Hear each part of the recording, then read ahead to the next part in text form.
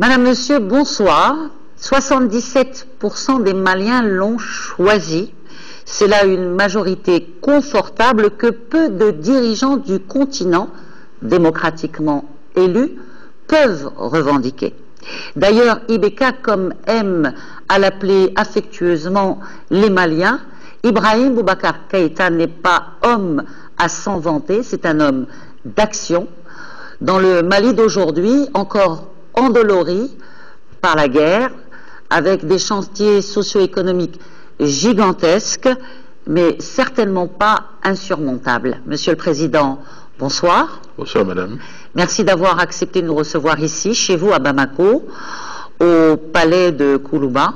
Mon plaisir, mon honneur, Madame, et un privilège. Comment allez-vous, Monsieur le Président, et surtout Très comment bien. va le Mali?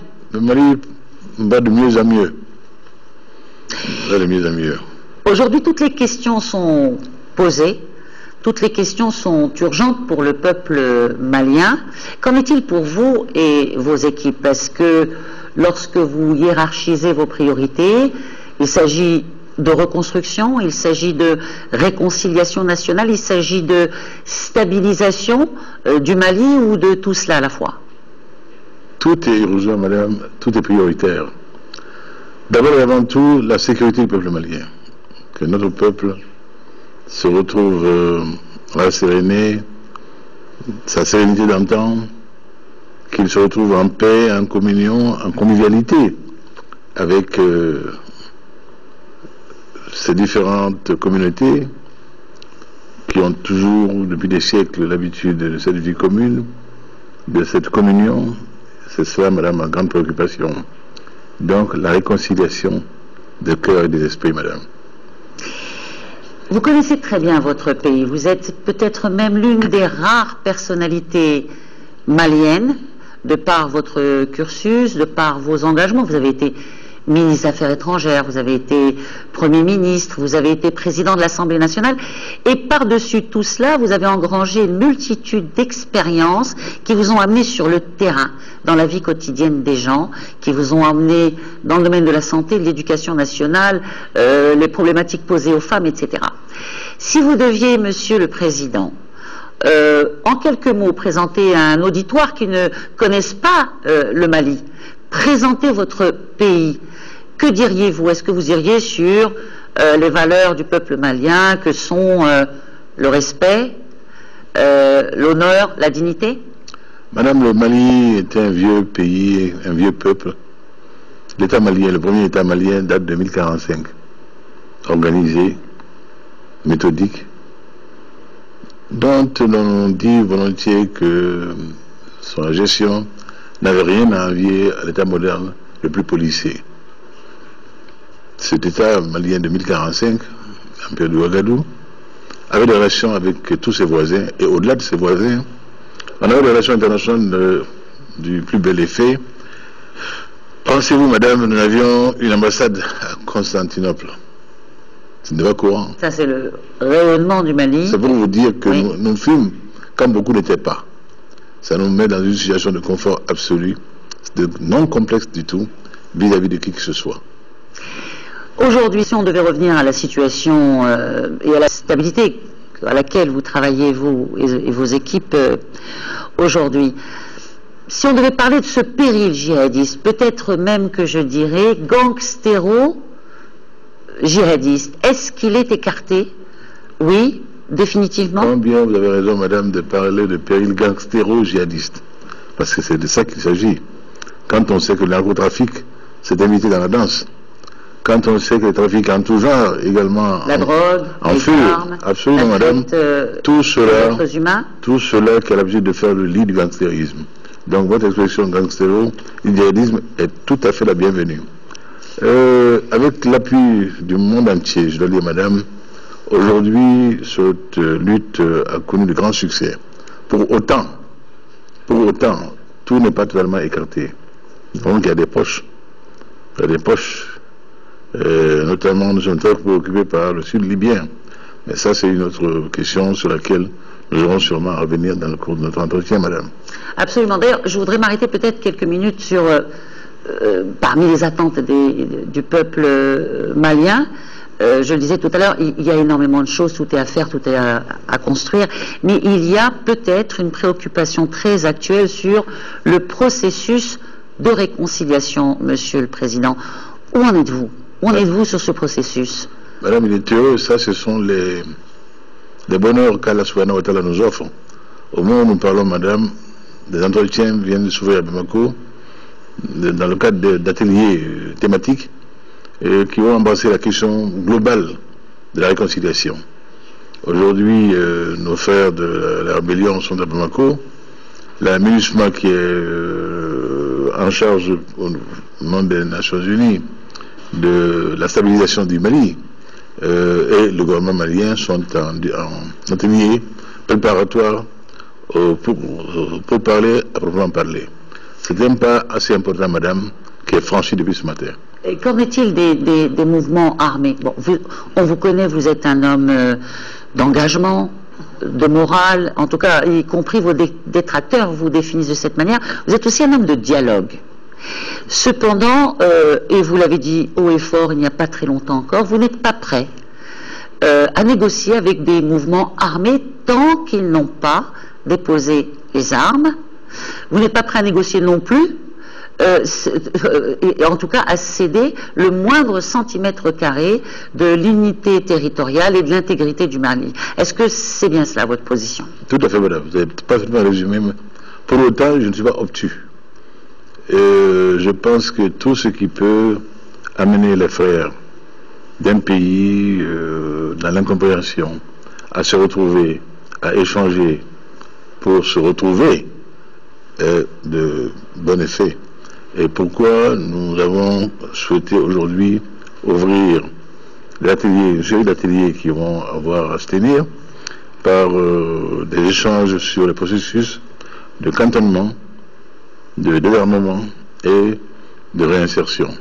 Tout cela doit être convenu d'accord partie pour que la paix à laquelle nous aspirons, Madame, qui a souvent été esquissée à travers des accords, oui, Madame, il est temps que cette paix durable sur un socle à l'accès trempé, comme j'aime bien le dire, Madame, une paix qui sera mise en cause pour un an. Et donc, ce qui est conforme à notre attente. Quelle lecture vous avez fait de cette rencontre qui a eu lieu quelques jours au Maroc, à la demande de ces mouvements, cette rencontre qui a eu lieu avec Sa Majesté le roi du Maroc et un groupe armé du Nord? Évidemment, le roi leur a rappelé les grands principes, les préalables, l'intégrité territoriale du Mali, son unité territoriale. Comment avez-vous interprété la démarche du souverain marocain?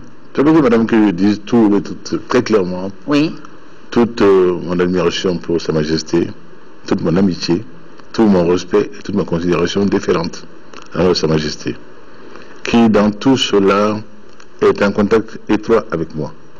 Et ce n'est pas non plus la première fois, Madame, c'est un scoop, ça peut-être que Sa Majesté, à ma demande, intervient dans cette affaire-là. Et elle l'a toujours fait avec beaucoup, beaucoup de bonheur, de grande discrétion, et je suis tout à fait heureux qu'à un tel niveau, il y ait une telle implication. C'est dans la droite ligne de relations entre le Maroc et le Mali nouveau, qui retrouve les racines d'antan, anthropologiques, culturelles même, Madame, et c'est très heureux.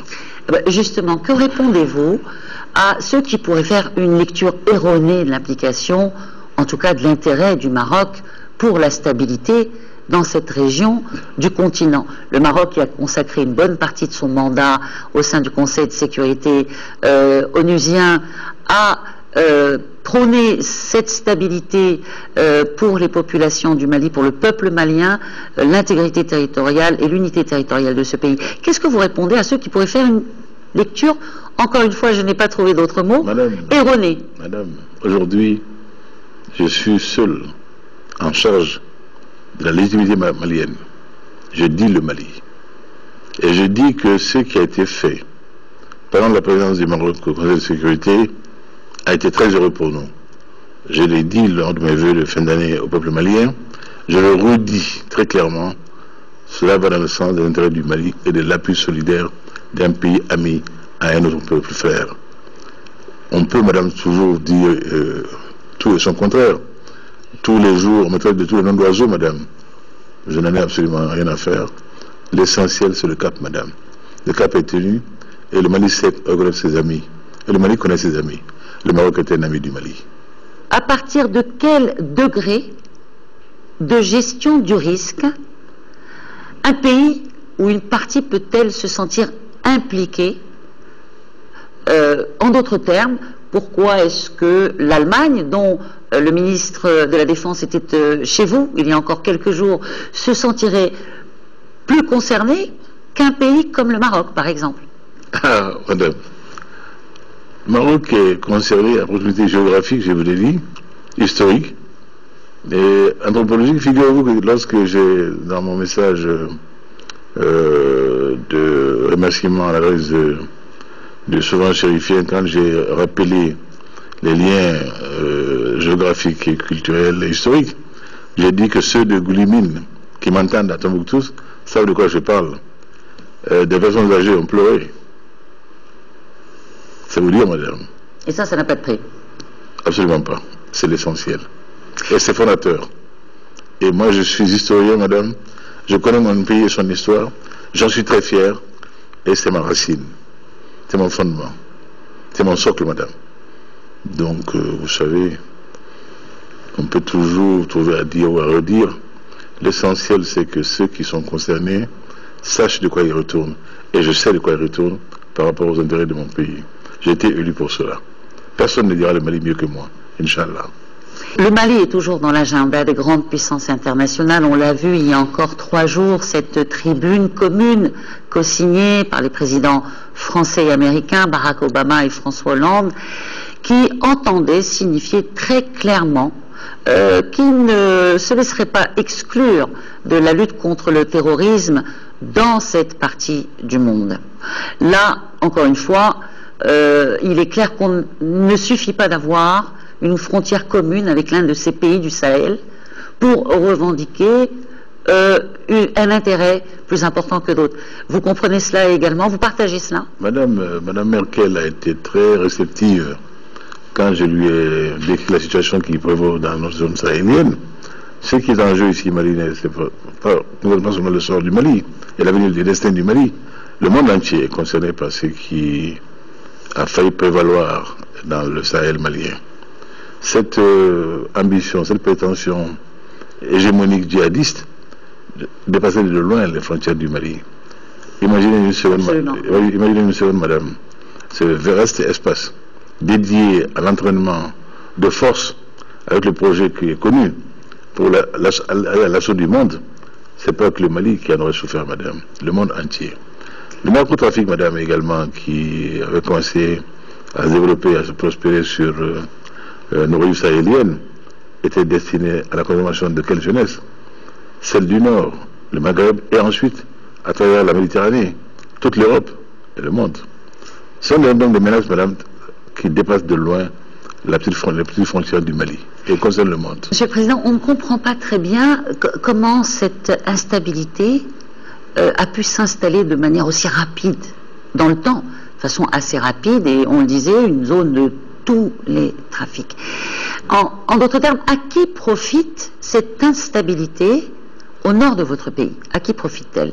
Madame, vous savez, quand un État cesse d'en être un, quand un État cesse de remplir ses fonctions régaliennes, quand un État se livre lui-même à plus que de la complaisance par rapport au narcotrafic. Et vous y tenez, vous, à cette notion de l'État? Absolument, madame, j'y tiens, madame. C'est la protection du plus faible. C'est la meilleure façon de signifier un pays dans sa dignité et sa place dans le monde. Quand cela cesse, madame, l'État n'est plus considéré comme un État digne de ce nom, et devient une sorte d'ersatz dans lequel tout est possible, madame. Cela a été le cas du Mali, hélas. Qui a ouvert la porte à tout ce qui est advenu par la suite. Qu'est-ce que vous répondez à ceux qui feraient l'analyse, qui voudraient que les sous-sols et la richesse des sous-sols maliens, Monsieur Keïta, je vois que ça vous fait sourire, mais il y a des experts et et des spécialistes qui parlent de réserves, de richesses avérées, notamment en hydrocarbures, dans les sous-sols maliens, qu'il y aurait donc un potentiel si important qu'il pourrait peut-être même remettre en question la carte géopolitique, géostratégique de cette région africaine, Monsieur le Président. Que répondez-vous à cela? Madame, l'avenir de dira, notre pays n'est pas pauvre. Et nous savons ce qu'il y a sur notre sol, madame. Nous le savons. Mais est-ce que pour vous également, cela explique qu'il y ait, qu'on entretienne cette zone d'instabilité? Quelle convoitise, madame? Cela attise les appétits, effectivement. Nous serions totalement stupides de ne pas le penser, madame. C'est évident. Dans un tout autre registre, Monsieur Keïta, que l'approche purement sécuritaire du règlement de ce dossier, en tout cas d'une stabilité retrouvée, d'un apaisement sur le territoire malien, n'est pas suffisante. Là-dessus, bien sûr, pour lutter contre les extrémismes, vous-même, vous avez mis en place une politique, une stratégie, vous avez une vision, vous avez même un plan de relance économique et social important qui a été agréé, entre guillemets, par la communauté internationale, dans un cadre démocratique, dans le respect des droits de l'homme. Là-dessus, Monsieur le Président, en quelques mots, excusez-moi de vous presser, mais juste savoir sur quelle valeur repose la vision qui est la vôtre pour remettre en route la machine Mali. Madame, s'agissant des vieux pays, il faut en connaître les fondamentaux. Le Mali est un pays d'humanisme ancien, trempé, d'où cette aisance dans laquelle nous nous trouvons, madame, par rapport au reste du monde. Et nous souhaitons que le monde entier sache que c'est là un pays de paix, un pays, je le dis, de convivialité. Ce n'est pas un pays où telle communauté serait en désir de pourfendre telle autre communauté. Tout au long des siècles, nous avons été unis, un pays de métissage, un pays de brassage, un pays de noirs et de blancs. Tel a toujours été le Mali, telle est la chance du Mali. Ce métissage humain, linguistique, culturel, tout, madame. Et cela doit être maintenu par tous les moyens. Je demande simplement aux uns et aux autres qui me savent homme de parole. C'est pas moi qui le dis, c'est dans le langage populaire on dit Grand Kelenti, l'homme de parole. Je me veux tel et je crois avoir été tel qui m'a valu ce qui me vaut d'être ici aujourd'hui, d'être devant vous, madame. Et ça, j'y tiens, madame, parce que pour moi, l'honneur n'est pas un vain mot. L'honneur et la dignité sont des traits caractéristiques qui sont au cœur des Maliens. Et ils m'en savent pas dépourvu. Pourquoi cette estime de ma personne? Et cette honneur et cette dignité, madame, m'incline à tenir ma parole, mes engagements. Pourquoi j'incline mes frères en face à me faire confiance? Dans un passé pas très lointain, il l'avait dit. Ah, si Ibeka était là, nous pensons que beaucoup de choses qui sont arrivées ne seraient pas là, parce que nous voyons un homme de confiance, un homme de parole, un frère avec lequel nous serons sûrs d'être considérés et de pouvoir faire en sorte que notre quotidien change. Cet homme est là, il n'a pas changé. Mais vous n'avez pas peur du poids important des attentes? Elles sont énormes, madame. Elles sont énormes. Vous avez tellement bien entendu l'émission, madame. J'ai été ému. C'est vrai que une telle confiance, madame, lorsqu'on n'est pas totalement stupide et naïf, loin d'être là dans une sorte de contemplation de soi mièvre, on en est plutôt... on sent le poids, madame. Et je sens ce poids-là au quotidien, madame. À chaque seconde de ma vie, je sens ce poids de la confiance des Maliens, que je n'ai pas le droit de décevoir. Et j'ai dit, leur confiance ne sera pas galvaudée. Ils l'ont mise entre les mains d'un homme qui saura tenir la barre, qui saura être juste, et qui saura dire le Mali avec dignité partout dans le monde, avec honneur et avec fierté. Un homme qui saura également faire les bons choix, vous disiez, pour le Mali. Inch'Allah. Notamment pour, et là encore une fois, l'approche sécuritaire, nous le disions, ne suffit pas, non. Pour le retour de la pratique d'un islam apaisé, celui de nos ancêtres. Là-dessus, évidemment, je parle de la reconstruction immatérielle de ce pays. Je parle notamment de ces 500 imams maliens qui, dans le cadre d'une convention avec le Maroc, sont formés actuellement, et ce pour 2 ans, dans le cadre, bien évidemment, du rite malékite qui rejette toute forme d'excommunication. C'est une réponse concrète à ces dérives qui ont entraîné le Mali dans le bourbier terroriste. Mais en même temps, je me demande, Monsieur le Président, si c'est la seule réponse qu'il faut avoir. Est-ce qu'il y en a d'autres pour Madame, vous savez, certains esprits qui se veulent forts, mais qui n'ont pas compris grand-chose. Vous savez, j'ai retenu une expression dans le cadre d'un débat entre 2 hommes de culture, d'envergure presque égale, mais dont l'un était agrégé de l'université, l'autre pas. Et celui qui n'était pas agrégé a dit à son vis-à-vis, vous savez, il y a des têtes agrégatives recouvertes de peau d'âne. Madame, il y en a beaucoup. Certains sont crus forts en thème, en rayant ce que Sa Majesté nous avait offert là, qui n'ont pas compris que c'était la fondation, le fondement, l'essentiel que Sa Majesté nous offrait là. Nous sommes de rite malékite. Et 500 imams maliens formés en la diffusion, la pédagogie du rite malékite est un très grand bien pour le Mali. Cette diffusion, madame, de l'islam tempéré, que c'est l'islam malékite, l'islam des Lumières, fera beaucoup d'apaisement au Mali, apportera beaucoup de réponses à ceux-là qui prétendaient venir nous en imposer, comme si nous avions été des néophytes, nous qui fûmes musulmans dès les premières heures. Sans complexe. Il y a un quartier du Mali à la Mecque, il y a un quartier du Mali à Médina, et cela est fondé, historiquement fondé. Le pèlerinage de l'ancêtre Kankou Moussa, qui a fait baisser le cours du Midkal lors de son passage au Caire, est resté dans la mémoire, dans la légende. C'est pas donc un islam d'importation, c'est pas un islam de création récente, et les djihadistes en ont pris pour leur grade quand ils ont voulu en imposer à l'éminent érudit qu'est l'imam Essaouti de Tombouctou, en lui disant, nous interdisons l'appel du muezzin par micro, qui leur a dit, écoutez, moi j'ai fait un peu le tour du monde musulman, Indonésie, Arabie Saoudite, je ne savais pas que dans aucun de ces pays, Maroc, je ne savais pas que dans aucun de ces pays, ils sont interdits d'appeler à la prière par un haut-parleur. Si vous montrez dans le texte sacré, vous montrez la trace, je consentirai à ce moment-là, et je crois qu'ils ils sont restés là muets. Et on l'a laissé en paix, cet homme de lumière, cet érudit, cet uléma dont nous sommes fiers. Tel est le Mali, madame. Est-ce que vous savez que cette coopération religieuse, pas plus tard qu'hier, Sa Majesté Mohamed VI a donné son accord pour qu'elle puisse être, à leur demande, également réalisée avec la Guinée, avec la Libye, avec la Tunisie. Vous comprenez que ça puisse faire l'objet d'autant d'intérêt? Je ne souhaite pas en avoir l'exclusivité, madame. Je pense que Sa Majesté est de partage égal envers tous les frères musulmans. Et cela est très heureux.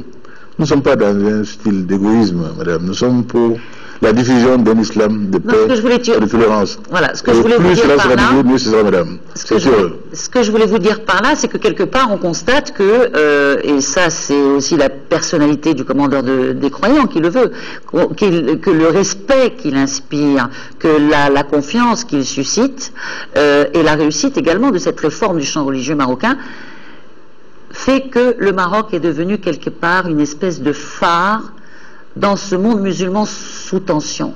Vous voyez également les choses comme ça? C'est heureux. C'est heureux. Un islam bien ancré dans le XXIe siècle, un islam ouvert, un islam qui fait obstacle à tous les oscurantismes, et Dieu sait qu'il y en a tellement, et qui dit l'islam vrai, l'islam tel que les Écritures nous l'ont révélé, n'est qu'une bonne chose, madame, en ce temps où certains font prosélytisme d'un islam d'un autre âge, d'un autre temps, que seuls connaissent. Et moi, je pense que Sa Majesté, commandeur des croyants, est dans son rôle de faire ce qu'elle fait aujourd'hui. Et j'en suis heureux pour la Guinée, très heureux également pour la Libye. Il est sur le point, Sa Majesté Mohamed VI, de réaliser sa deuxième visite au Mali en moins de 6 mois. 2 déplacements en moins de 6 mois au Mali, une visite officielle dont on attend beaucoup, puisqu'il semblerait qu'une dizaine de conventions dans différents domaines vont être signées.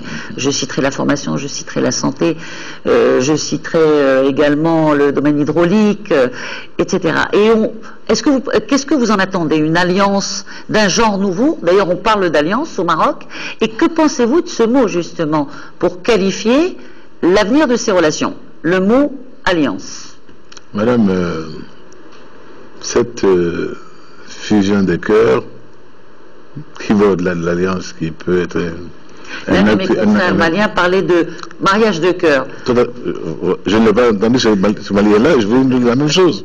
Je parle de fusion des cœurs, madame, qui va au-delà de l'alliance, qui peut être mécanique, juridique. Notre rencontre avec Sa Majesté a été certainement l'un des moments les plus marquants de ma vie. Un homme dans la plénitude de Sa Majesté, qui nous a fait l'honneur ainsi de se porter jusqu'à nous pour nous accompagner sur les fonds baptismaux alors que nous venions aux affaires.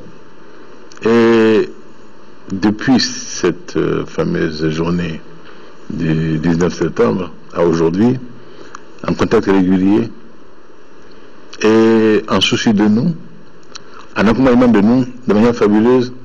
Et vous croyez que cela peut rester comme sans effet sur nous? Non, madame. Nous sommes hommes de dignité, hommes de parole, hommes d'honneur. Et je crois que le futur de la chambre maroco-malienne édifiera tout un chacun. Et une amitié de très bon temps pour nous, pas par rapport à qui que ce soit, pour nous, pour le Maroc et pour le Mali. Et cette amitié-là, qui se réveille, puisqu'elle a toujours existé en réalité, le lien s'était dénoué, il n'a jamais été brisé. Du temps de notre regretté oncle Modibo Keïta, nous avons un très bon souvenir de ce que furent les relations avec ses majestés, leur majesté, Mohamed V et Hassan II. Et tant heureux, renouvelé lors de l'arrivée de Sa Majesté Mohamed VI en terre malienne, 50 ans jour pour jour après que son glorieux père